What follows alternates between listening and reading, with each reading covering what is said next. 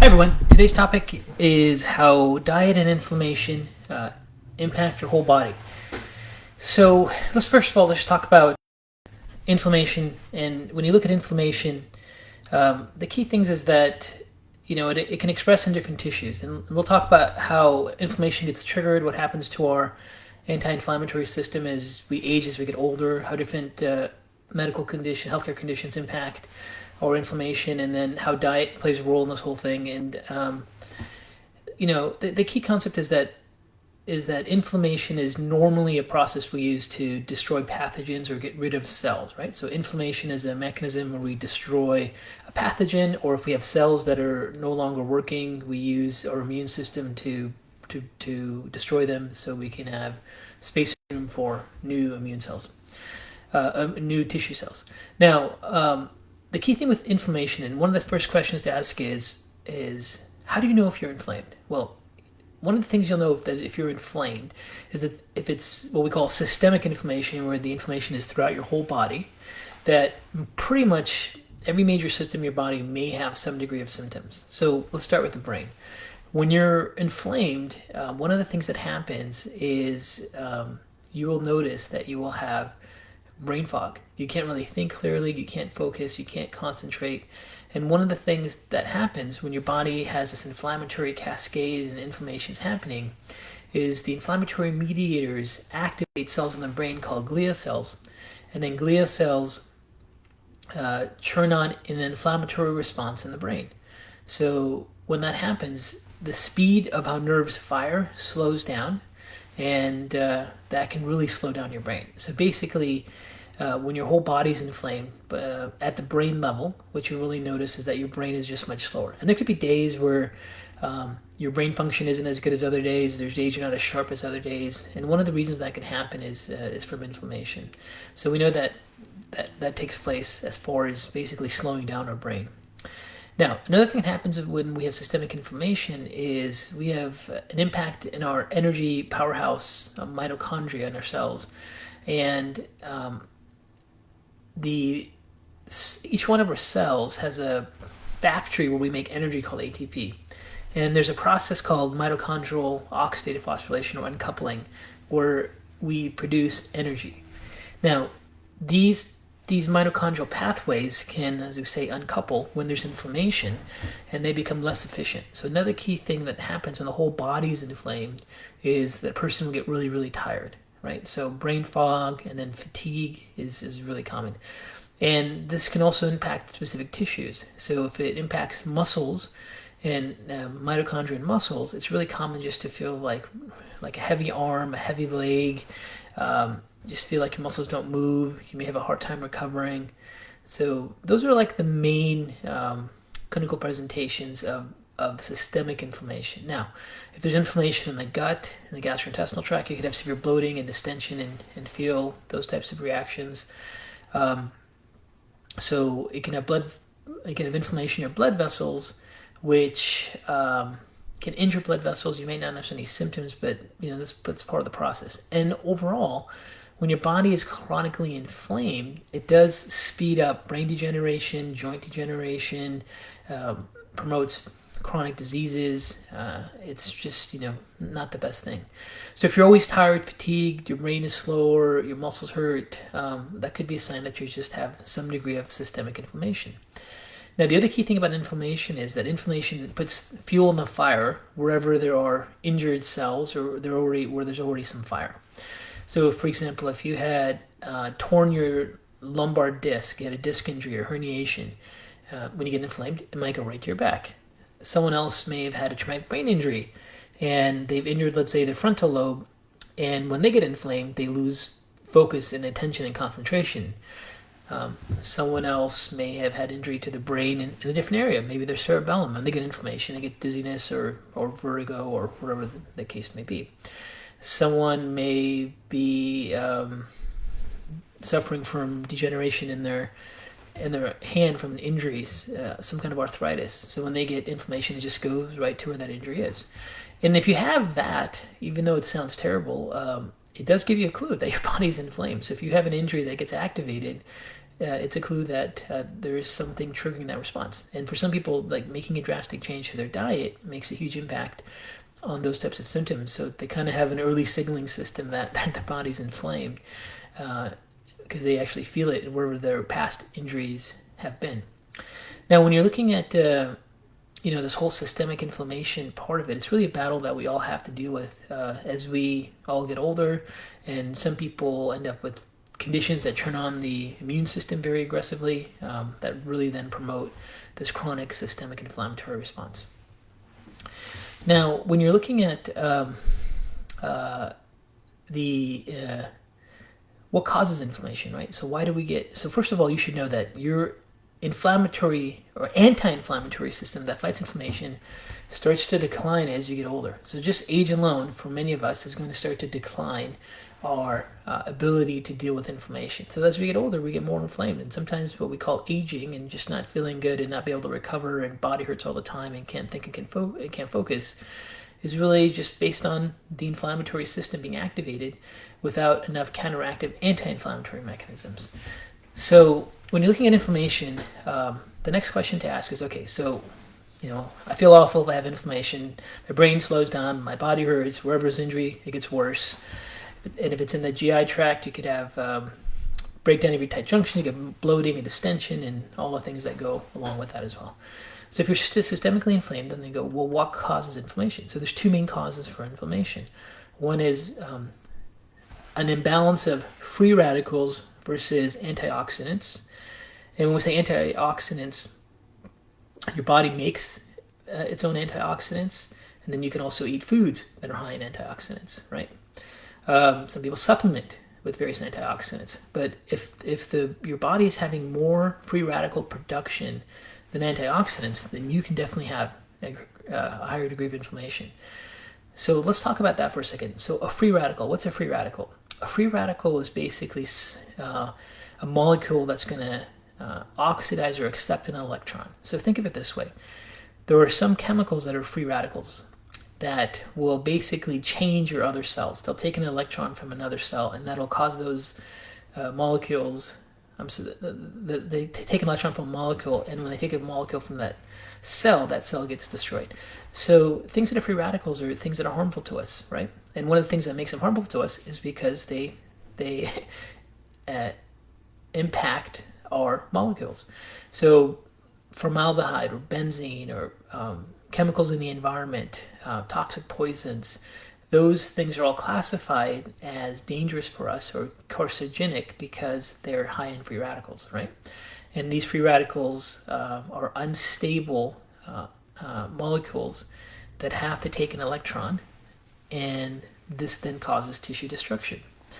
Now, our body's defense against free radicals that we're all exposed to is to make antioxidants. And there's different antioxidant systems in the body. One's involves the production of an antioxidant called glutathione, and one involves the production of an antioxidant that your body makes called superoxide, right?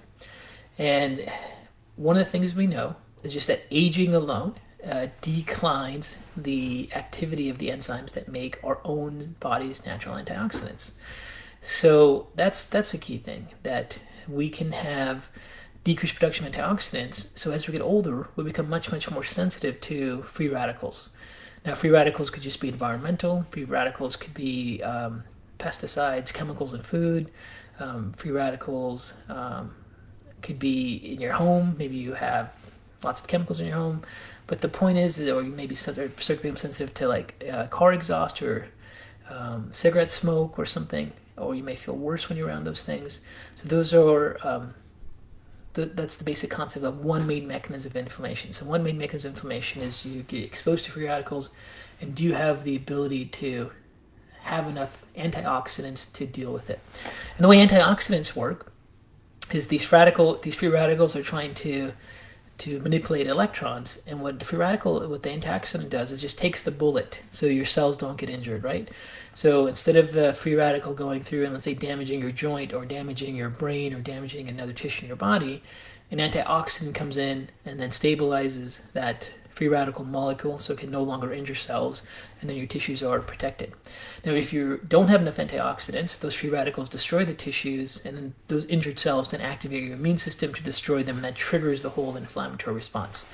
And when we say inflammatory response, when the immune system has to get rid of tissue or deal with a pathogen or get rid of a cell that's been injured by a free radical, it produces what are called cell protein cytokines, and these cytokines then cause what we call inflammation, so that the activation of brain fog, muscle weakness, the mitochondria making energy not working, those are all generated by the immune system. So in a sense, you get exposed to, let's say, I don't know, air pollution. Air pollution is going to have a different impact on different people. One of the reasons being not just the chemical, but their pre-existing antioxidant status. So if these molecules come in and there's lots of free radicals, for some people, they'll have a high degree of antioxidants produced. They'll immediately quench it. There's no effect. The person doesn't notice anything. For someone else, their free radical load is greater than what they have enough antioxidants for. So then the free radicals start to destroy tissue. Once the tissue gets destroyed, the immune system has to now get rid of these injured tissues. It gets activated, produces these proteins, and the whole body gets inflamed. So one of the most overlooked things is just this relationship between free radicals and our antioxidant systems. Now, typically, we're going to go back to this in a second here, but what helps us make our own antioxidants? So one of the most impactful ways to raise your own antioxidants is basically to exercise. And when you exercise, what happens is you actually create oxidative stress. Like your body is actually in the exercise period where tissues are breaking down and you're tearing muscles and you're running and hitting your tissues, and those tissues are dealing with the trauma. That's actually an inflammatory state. So you actually create some free radicals when you exercise. But then what happens is after you're done exercising, your enzymes called glutathione peroxidase and superoxide dismutase, these enzymes get turned on, and you get high production and massive production of antioxidants that last for hours and hours and hours and hours after your workout, but then have a protective effect. So we know that, for example, one of the best ways to raise your own antioxidants is to exercise. And this is why when people start to get really inflamed, they go downhill, because just exercising is really hard for them because their body hurts and they feel tired and they can't recover from a workout. But once they kind of figure out how to break through that and start to move and start to work out, they'll start to make their own antioxidants, and they notice they're just not as inflamed as they used to be. So inflammation is critical. And many studies done on pain, chronic pain management, because inflammation drives pain, has really found that the single variable that has the biggest impact in getting rid of chronic pain syndromes is to have movement and exercise. So that movement and exercise is actually changing the chemistry of your body to make your own antioxidants. Now, foods can do two things. Foods can support the enzymes that make antioxidants. Like, for example, one of the main antioxidants your body makes is glutathione. Your body needs things like vitamin C. It needs things like sulfur from your foods like garlic and onions. It needs selenium. It needs a healthy diet in order to be able to make those. So if your diet's not healthy, you may not be as optimal as making antioxidants. And studies have shown when people take things like N-acetylcysteine or selenium or vitamin C, their actual antioxidant enzymes turn on, like glutathione. So we know that a healthy diet's important and movement's important. And what happens to a lot of people that get chronic is they get stuck in this chronic inflammatory cascade, and they don't realize that the free radical part of it is an issue. Now, I said there's two things that cause inflammation. So one is free radicals, which we've been talking about for a while, and the second one is activation of immune cells. And your immune cells can be activated by the environment. It could be from foods you ingest, it could be from infections, or it could be from environmental chemicals. And one of the things that happens as we get older, as time goes by, is we lose what's called immune tolerance. Immune tolerance is our body's ability to determine how much, or even to react or not react against a foreign compound. The foreign compound could be a food protein. The foreign compound could be a pathogen. The foreign compound can be a chemical, or things like that. And the ones we're really concerned about is chemicals and foods, right? We want our body to be able to deal with pathogens. So once we lose our immune tolerance, which happens as we get older, we start to develop more food sensitivities. We start to react to the environment more, and that's different than the antioxidant system. It's just it's its own model. And when the immune system starts to dysregulate and you start to lose this immune tolerance pathway, you can also have greater inflammation. So, like as we get older, a lot of times, I'll give you an example. Sometimes I'll see a patient and they're chronic. Maybe I see a patient who's 35 or 40 and they're really not feeling well for whatever the reasons are. And I go, when would you say it was the last time you felt normal? What's your goal? And they're like, I'd like to feel like I did when I was 18. Like, well, there's a lot of things that are not going to make that possible to some degree. As we get older, we have things that happen to our cells and tissues. Now, that's not to say that some people don't. Some people have very, very fit immune tolerance. Some people have very, very high antioxidant production, and they feel like they're 18 even though when they're 40. But for some people, they don't, they just think that's expected. Well, it's not expected. So we have some sort of decline in our antioxidant producing systems and our immune tolerance pathways. So when you combine our body's inability to make as antioxidants as efficiently as possible as we get older, and you combine that with as our immune system tolerance, our ability to not react to foods and chemicals goes down over time, now you get this pattern where a person becomes very, very prone to have foods and free radicals and chemicals trigger inflammation, and then they get inflammation. And most of the chronic diseases of aging are really inflammatory diseases, and those that are most inflamed seem to suffer from those. And then you have people that throughout their entire life, they've worked out, they've exercised, they ate really well, they reduced unhealthy foods. And, foods can have free radicals. Like when you fry foods, you're eating free radicals. Bronzing, caramelization of foods, or, barbecuing foods, the charcoal, those are all free radicals. So if someone's been eating a lot of, foods that are very inflammatory, and not eating enough anti-inflammatory foods, that can be an issue. And we also can get antioxidants from our diet. Instead of making our own, we can get antioxidants we ingest, but then protect us from free radicals in our environment. And then those antioxidants are basically foods that have a lot of color, like blueberries, acai, broccoli, salmon. Those have very high levels of antioxidants that we can ingest, that are there in our system to protect us against these other free radicals.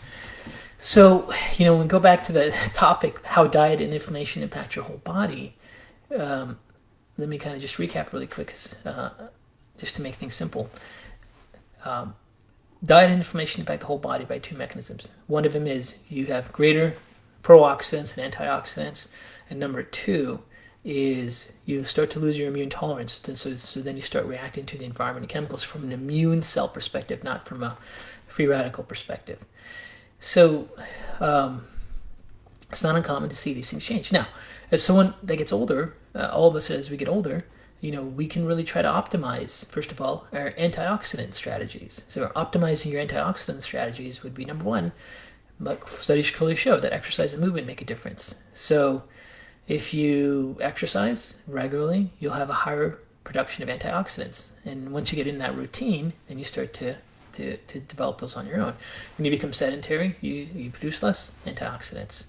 The other key thing is you can ingest foods that are high in antioxidants. So eating very good, colorful vegetables and fruits really have high sources of antioxidants. You can supplement with antioxidants. You can take superfoods like acai extract or blueberry extract. You can take things like vitamin C or vitamin E. They have antioxidant properties. There's no shortage of different antioxidant supplements in the nutritional world, right? There's lots of things available. So those are things you can do with the free radical part. But at the same time, if you can try to reduce your exposure to pro-inflammatory free radical producing foods, fried foods, partially hydrogenated foods that come in a bag or box, caramelized, heated foods where you get changes in the color of the food, which tastes great, but those are free radicals. So those are the key things with that. Now, as far as the immune part of it goes, the immune part of it is your antioxidant system, your immune tolerance system, I should say, not the other part of the inflammation, is your immune part of it. And as you get older, you can lose your immune tolerance. Now, the easiest way to improve your immune tolerance from diet and lifestyle and we'll take questions here just in a second, so thanks for hanging in there, is by diversifying your microbiome. So if you eat a diverse list of vegetables and fruits, and hopefully very diverse color vegetables and fruits, you can then also improve your gut immune tolerance, which will make you less reactive to foods and chemicals from the environment if your tolerance improves and your microbiome gets more diverse, and that also provides antioxidants. So it always comes back to the same thing. If you eat a diverse list of vegetables and fruits, and exercise and move, you have significant degrees of protection. Now, there are times when people do that and they still inflamed. And a classic example is a patient that has an autoimmune disease. A patient that has an autoimmune disease may go, hey, listen, I exercise every day. My diet's super clean. I take handfuls of antioxidants and supplements. I still have inflammation. Well, that's a condition now. That is a disease or a dysfunction in the immune system that is making a person more prone. And if a person has autoimmunity, then they have to especially make sure that their antioxidant status levels are greater than their free radicals, and they have to really make sure that thank you. Hi. Hi. That the microbiome is diverse and they can really improve their immune tolerance. So we do have I should also, we did just launch, before I get to questions, we just launched our gut puzzle program. It's now available. People are enrolled. People are taking it. We're doing live questions and answers in our community, the people who have enrolled, and that's there if you're interested in taking it. The Gut Health Solving the Puzzle program walks you through how to support your gut and really implement strategies to how to figure out what you need to do, what you need to support, and try to go through the whole process. So if you check out Dr. K News, drknews.com, you'll see a program called Gut Health Solving the Puzzle, and that's our newest program, and it's just launched a few days ago. So you might want to check that out if you have any interest. Okay, we also do have a course on oral tolerance where we talk about all the mechanisms of oral tolerance in greater detail, and how it all works and the immune system behind it. If you have interest in that, you can also check that out at Dr. K News. Okay, questions? Hi. Hi. Okay, so Karen is asking, does consumption of alcohol produce free radicals? Yes. No. So consumption of alcohol does produce free radicals. And this is, not the best thing. So aldehydes, they have the ability to destroy tissue and then trigger that whole inflammatory response. So alcohol is definitely not a superfood. It's not, yeah. It could be super great for you at certain times, but it's not a superfood. Just kidding. Okay, so Tamara is asking, I think that's how you say it. There's so many supplements that are labeled quote-unquote anti-inflammatory, like Right. turmeric, omegas, Yes. glutathiones, whatever. Yep. But they never say what kind of inflammation it's addressing. Right. Is it possible to link a supplement / foods you're eating to specific types of inflammation? Right. So basically, Does that make sense? yeah. Okay. And it's not that it's not that simple. So Simple. yeah. So when you're looking at what's an anti-inflammatory or antioxidant, things that are anti-inflammatory and antioxidants share similar properties. So what they do is they really protect the body from free radicals, and there's different mechanisms for different things. So you'll have a list of anti-inflammatory things like vitamin E, vitamin A, that have an impact on free radicals. Then you could have things like fish oils that may impact a specific pathway of inflammation called prostaglandins and leukotrienes. Then you may have another compound that's an antihistamine that blocks histamine, so like environmental allergies don't trigger the immune response. Then you have compounds like resveratrol or turmeric that block a specific pathway called NF-kappa B that triggers the inflammatory vicious cycle to produce these proteins within the cell. And in reality, a lot of these compounds kind of do a lot of these things all at once. So it's going to be kind of hard to do that. Now, in a real clinical setting, if you see someone who's got lots of pain and inflammation, and you just see that they don't have any healthy fats in their diet, they may benefit from fish oils because that may be a prostaglandin pathway. If you see someone who's got lots of chronic pain and inflammation, they just don't eat any antioxidant foods, things like turmeric, resveratrol, pomegranate extract, acai could be very beneficial. And if you want to just kind of get a spectrum of like all of the different antioxidants, I would say the top ones would be, or anti-inflammatories, I should say, would be resveratrol and turmeric. There's lots of good research behind those, very effective. Pomegranate extract, I really think is fantastic. Acai extract is really fantastic. The classical ones, vitamin A, vitamin C, are very simple and easy. They have very good antioxidant properties.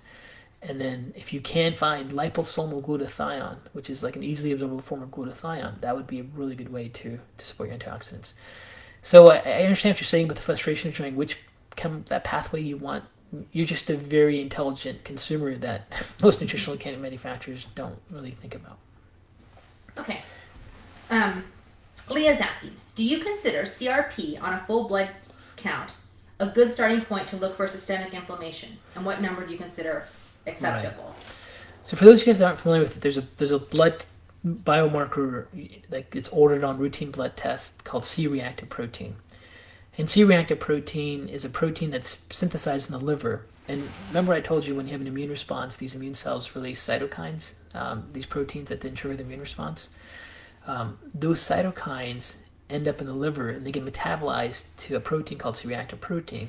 And this is why it's been used as a general marker for inflammation. So if you have a lot of inflammation, then your C-reactive protein levels can go up. Now, the laboratory ranges are pretty useful with C-reactive protein. I mean, when you start to get levels in the above 3 or above 5, there's definitely inflammation. Some people have C-reactive proteins of 50. Some people have C-reactive levels even higher than that, over 100. But there's people that have significant and severe inflammation, and they don't show up with any abnormalities in C-reactive protein. And part of the reason is because they're making cytokines in a different pathway that isn't metabolized into C-reactive protein.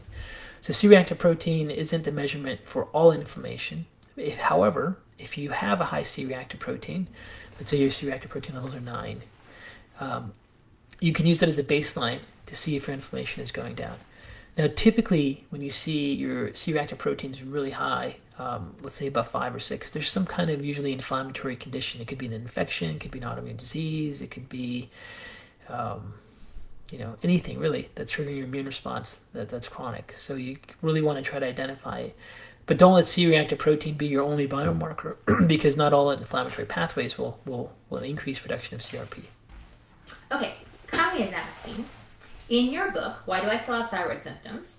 You recommend glutathione and dismutase as liposomal creams. Why is that better than oral supplementation? So there's different ways to take antioxidants. Liposomal cream is a way to really... So some liposomal creams can get into actual circulation and have an impact on raising levels. But a lot of liposomal creams can be applied to get it right into the tissue. So if you have like a muscle injury, or if someone's got a swollen thyroid gland, or they have a swollen tissue, joint, or something, the liposomal delivery of like a cream can help kind of get it right into that tissue. When you're trying to deal with systemic inflammation, it's really nice to take an oral supplement and have the effects go through your gut and make a big difference there. Okay. So, is liposomal glutathione suitable for children? If so, what per body weight? Yeah, so liposomal glutathione is just an antioxidant. There's no contraindications for age. It's just basically sulfur and some basic amino acids that are typically found in food. Dosages, there's no specific, its dosage isn't based on age or body weight. It's, the type of glutathione you can take sometimes can cause like stomach irritability if you take too much. But there aren't any specific guidelines or standards for glutathione levels based on age and dosage. So, what you're really left with is what's available to you when you go to the health food store and you have, let's say, a source, and then you can just try the standard dose and see how they do. And if it's a child, you can start small and then work their way up and make sure that their system can tolerate it, because things like for some antioxidants are still, your body has to be able to digest them, right? Like glutathione, and your body has to be able to process sulfur. It's very high in sulfur. Certain flavonoids, like the fibers, your body has to be able to digest them as well. Okay, Susan's also reminding people you have a full talk on glutathione. Oh, yeah. through this Facebook thing. Thank you, She just put Susan. a link. Yeah, we did a whole presentation or talk. I should chat. I don't know what we call these things on Glutathione. Thursday talk. Thursday talk or Thursday noon. Okay. Jen is asking, can insulin resistance be a source of chronic inflammation? Yes, absolutely. So insulin resistance is one of the major causes of chronic inflammation, and it triggers the immune response, and it also creates free radicals and oxidative stress. So it activates both things that we talked about. So insulin, by the way, insulin is a hormone your body releases when you eat sugar or carbohydrates. Your body, or anytime your glucose levels go high in your bloodstream, your pancreas releases insulin to get that glucose into the cells, so then you can use it for energy. But when people eat too much carbohydrates or too much starch, too much sugar, the receptor sites that respond to insulin don't work as well, and the body starts to become what's called insulin resistant. In order to compensate for that, those receptors not working, the pancreas pumps out more and more insulin. But insulin will do a few things. Insulin will have a tendency to, as a hormone, trigger inflammatory responses with the immune system, so your immune system gets greater aggravation. And then also, if a person gets insulin resistance where they can't carry the glucose they had from the meals into their cells, the free radicals start to destroy that glucose and produce what are called advanced glycation end products. And these become super, super strong free radicals, and they really destroy tissues. This is why diabetics end up with neuropathies and nephropathies. The kidneys get injured, the nerves get injured because of this glucose that gets converted by free radicals into a very stronger free radical that then searches their tissues. So insulin resistance will definitely cause inflammation without question. And your biggest clue, by the way, if you have insulin resistance, is when you eat a meal, you get tired and you fatigue and you want to take a nap. That's a sign of some degree of insulin resistance. So what should happen when you eat a meal is you're just not hungry. But if you eat a meal and need to crash and need to take a nap, that's a sign of insulin resistance. Okay. Karis, if someone has chronic inflammation, can too much exercise be counterproductive? Yeah, so if you have chronic inflammation, you have to be careful with exercise, because it's like, in order for your body to make antioxidants from exercise, you got to get past that window of actually making free radicals, right? So if you have, for example, a person who's got really severe inflammation, like a patient with autoimmune disease or a patient with diabetes that has really high insulin levels, right? They may exercise and they may crash and be in bed for days and days and days because their free radical load was so much already, and then they added more free radicals to it, and their antioxidant jumping in couldn't compensate for that. So now they're just inflamed from their workout. So you see that all the time. You see people that have chronic inflammatory conditions, whether it's like an inflammatory bowel disease or diabetes or an autoimmune disease like Hashimoto's, rheumatoid arthritis, or whatever. Those people are extremely sensitive to exercise, and they have all the best intentions to exercise, but they just crash and get worse. And so with them, what you have to, with people that are suffering from that, what they have to do is they have to kind of work their way up. So maybe they go for a light walk or a jog and kind of go there. Or for some of them, they have to really clean their diet. They got to get rid of foods that they're reacting to. Most common ones are gluten, dairy, soy, egg. They have to start eating a diverse vegetable plant fiber diet to diversify their microbiome, get rid of the fried foods, and really change their free radical inflammation load first, and then implement exercise so they don't crash and fall apart as much. But those things that absolutely happen. So you have to have some degree of potential to, when you exercise, to get through that free radical initial response to then make your antioxidants. And if you can't get through it, then you may have to work with diet and lifestyle, diet and nutrition, to then change your free radical load and down a little bit, and maybe even take some antioxidants, get that up, so then you can start to exercise and not fall apart. Okay, Alexander's asking, what is the relationship between inflammation and stress? Oopsie. Right. So this is... It went away. He basically was saying when he gets stress symptoms, his tennis elbow flares up. Right. So there's relationships there that are published in the literature. And it's part of a mechanism called neurogenic inflammation, where high stress activity in the brain turns on the stress response in the brain. And this then turns on chemical pathways called C fibers, and different inflammatory substances like substance P that then cause inflammation. And it's not just so lack of sleep also causes that, and stress causes that. Unhealthy social relationships cause that. So you can get inflamed not just from diet and food. You can get inflamed from unhealthy relationships. You can get inflammation from lack of sleep, and just from stress in life. Those things can all really trigger the inflammatory cascade. So the mechanism that's known to cause these is neurogenic inflammation, and this is part of what they call the neuroendocrine immune response.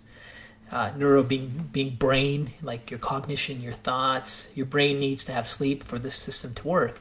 And also, unfortunately, as we age, our neuroendocrine immune system becomes less efficient. So we're more prone to this neurogenic inflammation. No. Yeah.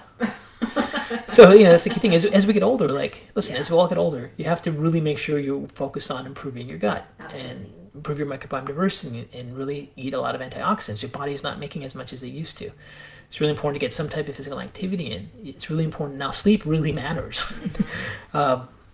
Social relationships really matter because they can really make you unhealthy. You can really not function well if you are in an event where you get so stressed out being around certain people. So all those things start to make a bigger difference on your physiology as time goes on. So they're important to address.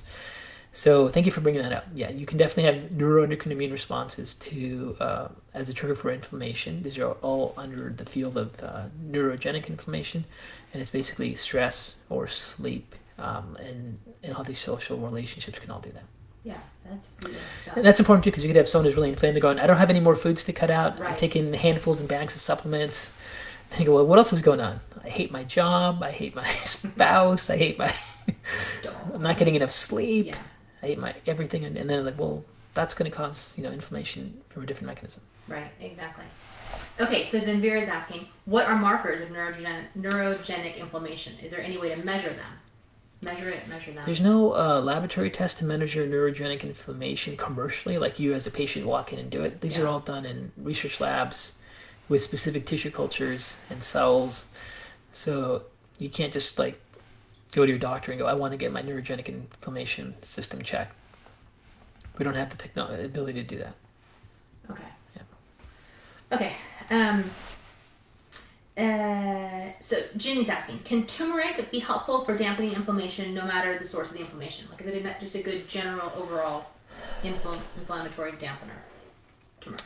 So turmeric has curcuminoids, and curcuminoids, so not all turmeric's the same, by the way. So the higher the active curcuminoids is going to be a factor in how much inflammation it quenches. So if you have, whenever you use turmeric, you want to use high curcuminoids, active curcuminoids, to really support you. And the curcuminoids have a general anti-inflammatory effect, and there's multiple review papers published now on benefits of all different types of mechanisms throughout the body. So it'd be a good idea to take. Everyone's got to have to look in their life and go, what's the cost benefit value? For some people, they'll take turmeric and go, I don't feel any better. It's not worth the cost for me. For other people, they're like, I'm going to take turmeric because I believe in prevention and I think it's going to help me over time. So their people have different cost benefit ratios, right? So like in our family, we take flavonoids and curcuminoids and everything every day, and I take them. I don't necessarily notice a big difference, but I trust the physiology that it's impacting over time is going to have a positive effect for me. So the cost benefit is there for me. For other people, it may not be. So turmeric is a very good general antioxidant, anti-inflammatory compound, but it may not be your mechanism. Like you may have your you may have your inflammation triggered by the environment, by pollen or things that you're breathing or dust, and maybe a natural antihistamine will be a greater anti-inflammatory for you. You could have you could be a fat phobic person and never eat any healthy fats and never eat avocado and never eat fish because you don't like the way fish tastes, and you really don't have any prostaglandins that are anti-inflammatory, which come from those. So for you, taking turmeric wouldn't have much difference, but if you took a very high quality fish oil, that may have a difference. So yeah, there are some specifics. Some people will only respond to one thing or another, and there has to be some trial and error at times to kind of figure that out. Yeah. Okay, Thomas is asking, what do you know about chronic inflammatory response syndrome? That's a big question. What is Sorry, it just popped up. Chronic what? Inflammatory response syndrome?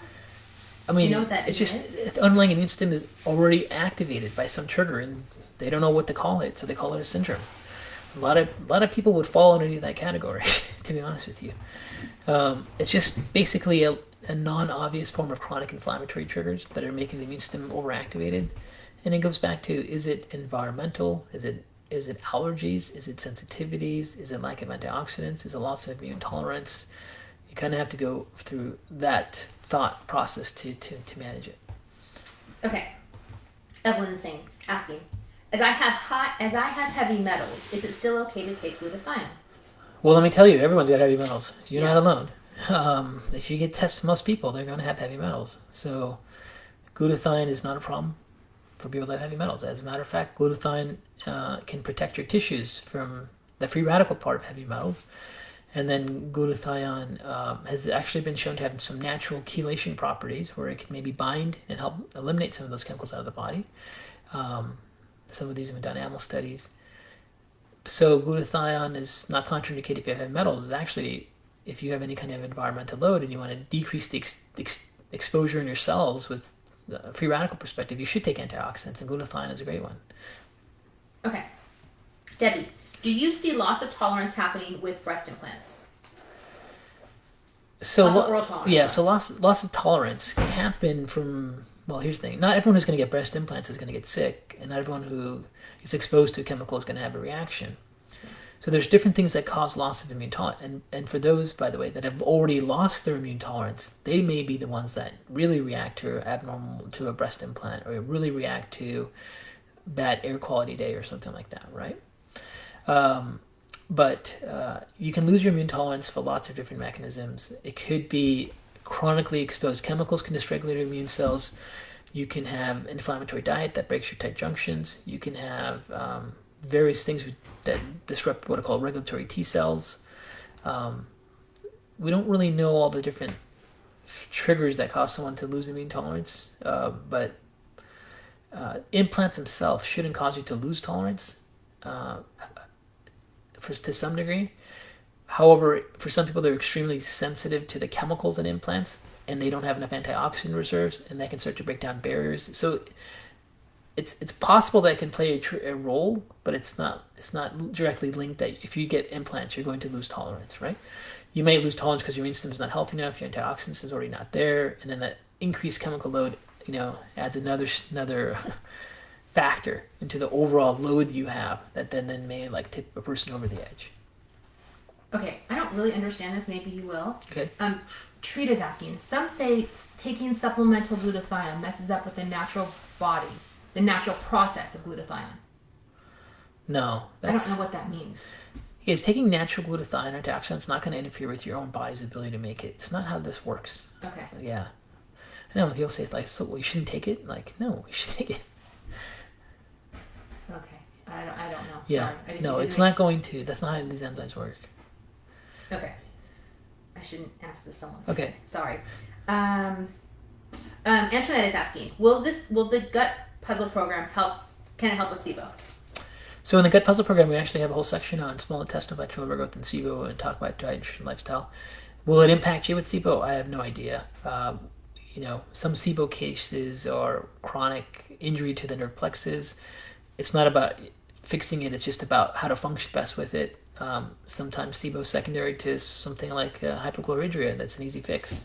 So it really depends on what the mechanisms are for it. But in the gut puzzle program, we go over the gut puzzle program. What we do is we basically teach you how to go through and understand what does a pancreatic enzyme deficiency look like, what does a pattern of small intestinal bacterial overgrowth look like, what does dysbiosis clinically present, which one of these symptoms do you have, intestinal permeability, what do you do for it, how to work what we call north to south, where you manage these things in order to have the best clinical effect.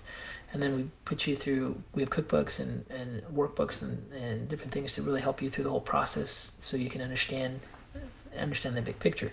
The more educated you personally become on how the gut works and how it can dysfunction and what's been published to help each of these pathways, the easier it is to figure out what is going to work for you and the right questions to ask when you're working with other healthcare providers and where to seek more information. So it'll definitely educate you. As far as any direct effects for your SIBO, it's possible or may do nothing. Okay. If someone has a sulfur, hold on. If Gail's saying if someone has a sulfur sensitivity, would taking glutathione be problematic? Yeah, for people that don't do well with sulfur, taking glutathione is usually doesn't work. Because glutathione is pretty much sulfur.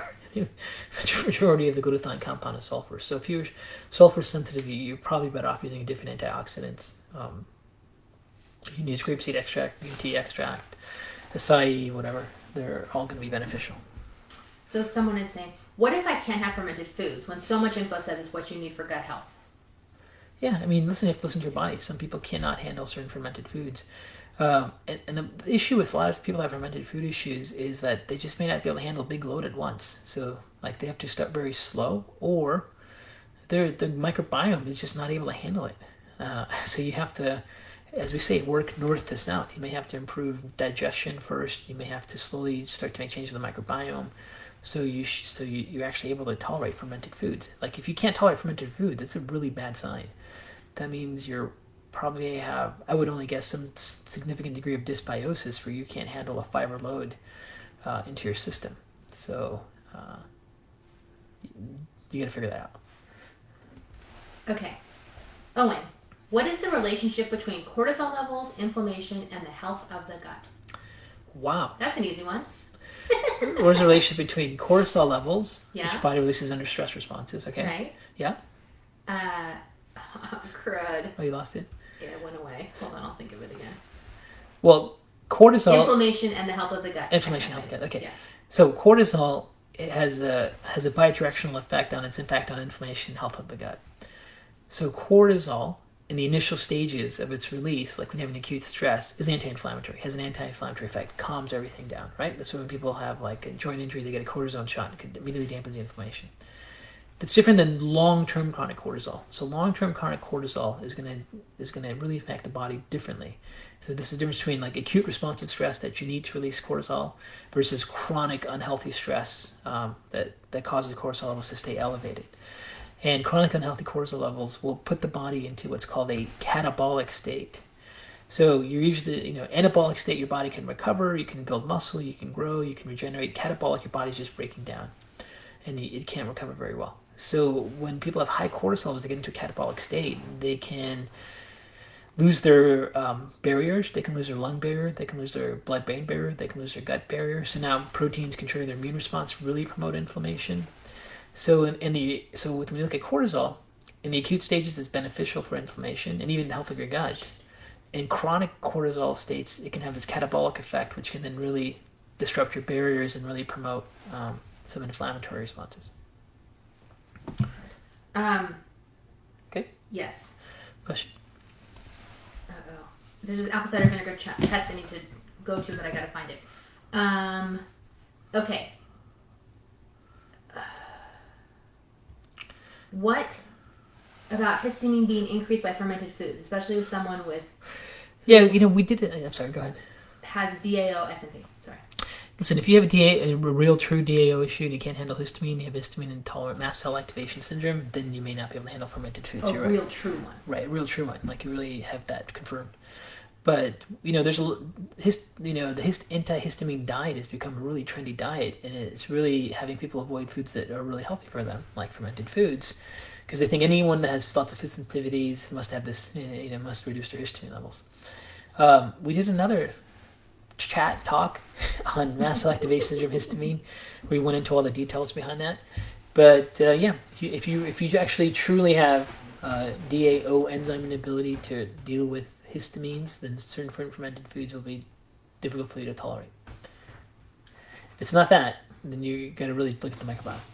Okay, so chemical labs are saying, what about when cortisol is too low? But there's no reference to what they're talking about. I'm sorry. Yes, if cortisol is too low, probably in relation to gut inflammation. If cortisol is too low, then you don't have that. Sometimes you might need to have that cortisol spike up so you can have that anti-inflammatory effect.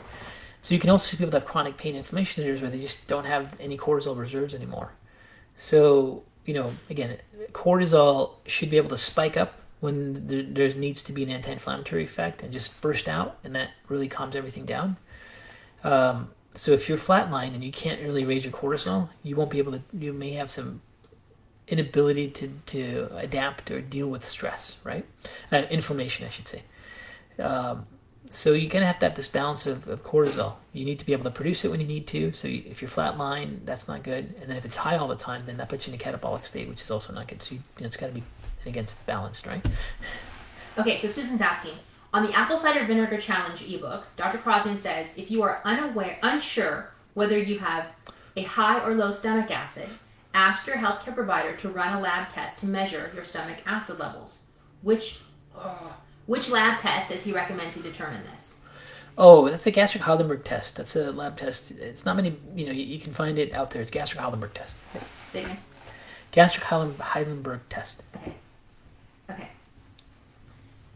High dose vitamin C can help with mast cell activation. Did we do a talk on mast cell activation? Yeah, we need to talk on this. Because people probably should look at that. Yeah, next question. High dose vitamins. Okay, never mind. Can you speak to chronic constipation, even though I'm eating a whole foods plant-based diet relieved by magnesium citrate? Right. So there's a lot of people that suffer from chronic constipation, they just don't know why, and they're eating a healthy diet, and they can't figure that out. So this is exactly why we put together the gut puzzle program, to teach you go through each of these steps. So intestinal motility is a really important mechanism in order for you to have normal digestion. And intestinal motility isn't just based on the foods you eat. Intestinal motility is based on your brain to gut access and all the nerve plexus in your gut. Now, certain gastrointestinal conditions can impact motility. Like if you have bacteria that produce a lot of hydrogen, your gut motility, your bowel movements are much faster. If you have lots of bacteria that produce methane, you may have your gut motility shut down. So you could have like a dysbiosis SIBO that could be causing that. But it also could just be because the brain gut axis isn't working. Some people get chronic inflammation in the gut and their gut nervous system degenerates. Some people get early neurodegenerative diseases that impacts their gut, and they start to have their nervous system in their gut degenerate, and they have motility issues. So those are some of the things you should think about. Brain-gut axis pathway, and inflammation in the nerve plexus. It's actually a red flag. You really want to make sure you don't have any signs of past head injury that could be impacting your overall health. You want to make sure that you don't have any early signs of Parkinsonism. That's sometimes early Parkinsonism shows up in the gut first. The earliest symptom is chronic constipation that can last for 10, 20 years, way before anyone develops tremors, then followed by stiffness and rigidity. We go through all that in the gut health puzzle program, by the way. And if those symptoms are there, then you really might have this neurodegenerative battle that you're dealing with. And for some people, if their nerve plexus is starting to degenerate, then you're going to have to take stool softeners and magnesium to optimize your gut function. Okay. How do you know if you have chronic high cortisol levels? Is there a test you can run or do? Yeah, so if you want to measure your cortisol levels to see if they're high, there's two ways to measure cortisol. There's different ways to measure cortisol. You can measure it in the urine, you can measure it in blood tests, in serum, or you can measure it with saliva. So if you're trying to look at functional levels of cortisol that you're producing throughout the day, the best test would be like a saliva cortisol rhythm. The blood cortisol tests that are available have ranges that are so broad that they're really only looking for disease, not just your overall function levels. And the urinary cortisol levels still haven't been validated enough to really trust them, even though some labs will measure urinary levels throughout the day and do like a cortisol map. Those are still not substantiated, whereas the salivary cortisol test is without any doubt a substantiated, validated test to measure cortisol levels throughout the day. So you might want to look under salivary cortisol profile testing to look at your cortisol levels throughout the day. Can you spell out the Heidelberg test, please? Nobody knows what you're saying. I have to spell it out. I gotta look it up. I don't know. Okay, we'll get back to that. Yeah, get back to it. Okay. Does poor methylation affect the gut in any way, or does that just increase the propensity for inflammation throughout the body? Say that again. Does poor methylation affect the gut in any way? Wait. Find out Heidelberg. Okay. Heidelberg. One more time. Heidelberg. Yay! I think it's German. Okay. I don't know. Okay. Next question. Michael, Does poor methylation affect the gut in any way? Oh. Or does that just increase the propensity for inflammation throughout the body? Right. So poor methylation. So if you guys aren't familiar with it, methylation is like one carbon group, and your body has to be able to transport one carbon group for lots of different biochemical processes your body needs. And the transfer of that one carbon group is called a methyl group. So methylation is that process. So like hundreds of biochemical mechanisms are dependent upon methylation, right? So it's a really critical step of physiology. What they found is that when people don't methylate very well, that they can't convert an amino acid called homocysteine down to cysteine, and homocysteine is very inflammatory. And this is why some people, they get a routine blood test, their physicians will check something called homocysteine, because they've found that having your body not methylate well and having this homocysteine stay around your blood can really damage blood vessels. And it's been clearly linked to risk for cardiovascular disease. So if you don't methylate, you're probably going to have some issues with higher homocysteine, and that higher homocysteine can cause inflammation all throughout your body, including your tight junctions of your gut, and create an inflammatory pathway, inflammatory imbalance that way as well. Someone's saying, oh, like in Breaking Bad. I don't know what that Oh, Breaking Bad, right. is. That? Yeah, you're right. I should have thought about that. I've never seen that, so I don't know. It's not for you. No, probably not. Okay. Good to know. Okay, yeah. That's funny. So, oh gosh, hold on, sorry. Carmen is saying, in the management of SIBO, the FODMAP diet, right? Yeah. Sorry, this Facebook is so bad today. Must be followed. For how long, or is it indefinite? Thank you. Right. For SIBO,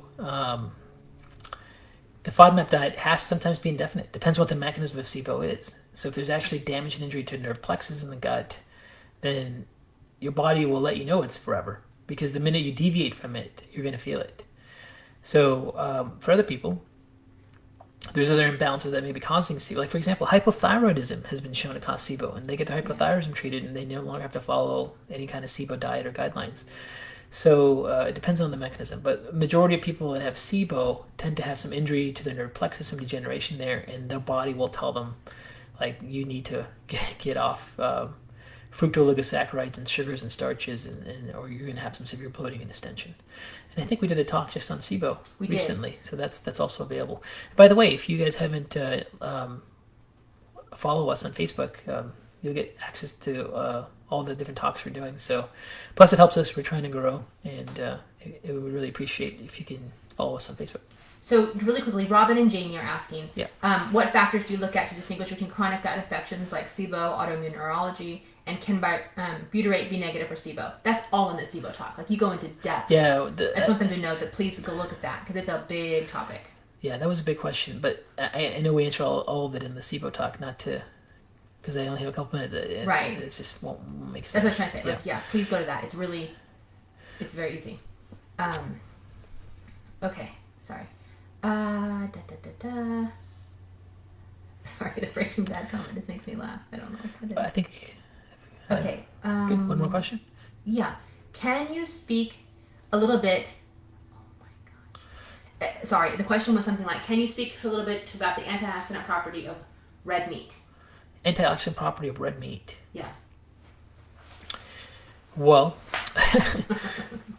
I don't really, here's the thing. Red meat is very high in arachidonic acid, and some people absolutely need arachidonic acid to balance out their immune system.